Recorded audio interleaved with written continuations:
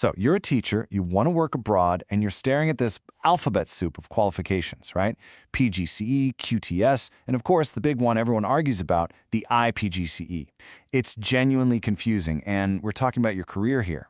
So today we're going to cut through all that noise and figure out what really makes a teaching certificate valuable. You know, I had to start with this quote. It just cuts right to the heart of the matter, doesn't it? You see comments like this all over teacher forums. One person will say it's the golden ticket to an international career, and the very next person says it's not even worth the paper it's printed on. This right here, this confusion, is exactly what we're going to clear up today. So that brings us to the big question, the one we're here to answer. What is it that makes a teaching certificate worth your time and money? Is it the fancy university name? Is it the stuff you learn in the course? Or is it something else entirely? By the end of this, you're going to have a really clear way to judge any program for yourself. All right, first things first, let's try to make our way through this maze of acronyms. You've got the PGCE, which is the standard UK teaching certificate, and that often comes with QTS, which is qualified teacher status. But then you've got these international versions, like the iPGCE or the newer IQTS. It's a seriously complex landscape, so let's make some sense of it. And this right here, man, it just nails the frustration you see in the teaching community. At the end of the day, teachers just want to know what's going to get them a good job and what's going to make them better at teaching.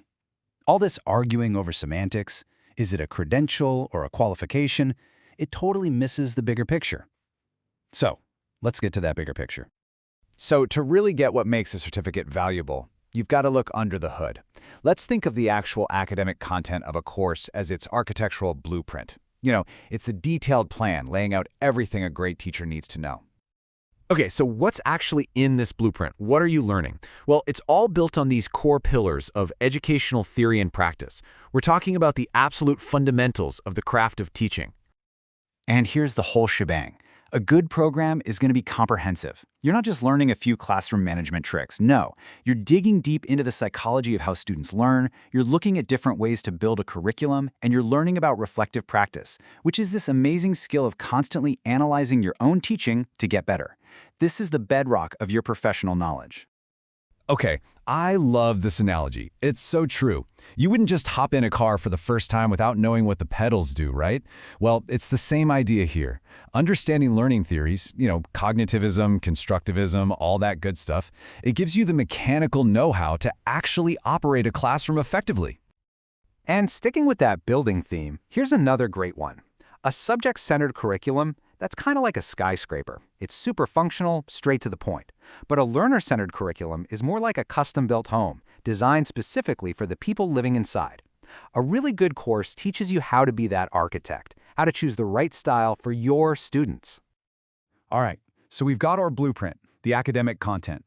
It looks great, it's detailed, it's robust. But, and this is the most important part, a blueprint is not a house. Just because you have an amazing plan on paper doesn't mean you have a place to live.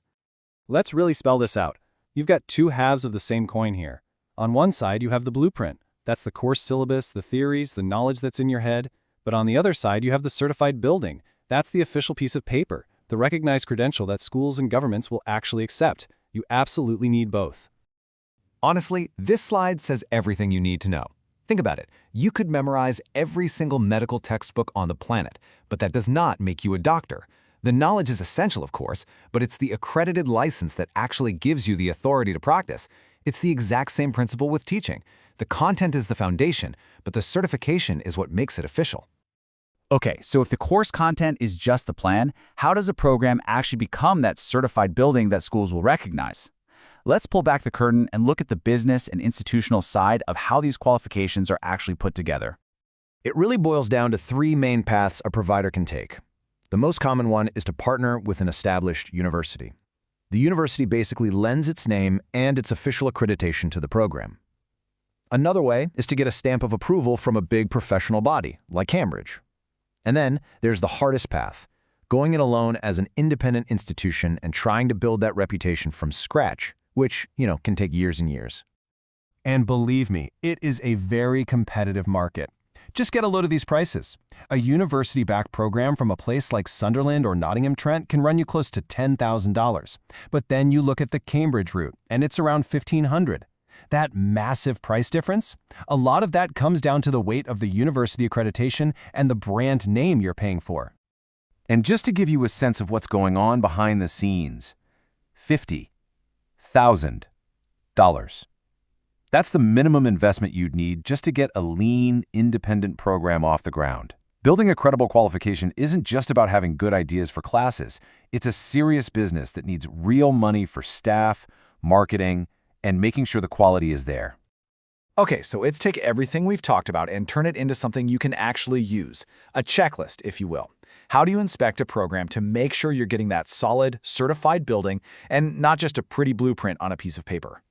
Listen, if you take away anything from this, let it be these 3 things. These are your non-negotiables. Number 1, accreditation. Is it backed by a real university or a recognized professional body? If not, it's just a training course, not a qualification. Number 2, the instructors. Who is teaching you? They need to have a master's degree, minimum. And finally, the practicum, the in-classroom experience. A quality program is going to require at least 120 hours where you are being supervised and observed. Do not settle for anything less. So I want to leave you with this final, really important question. We know the standards for international teachers are getting higher all the time. A certificate that's just good enough today might not cut it in 5 years. So when you're making your choice, don't just ask if it'll get you a job tomorrow. Ask yourself, is this qualification truly built to last?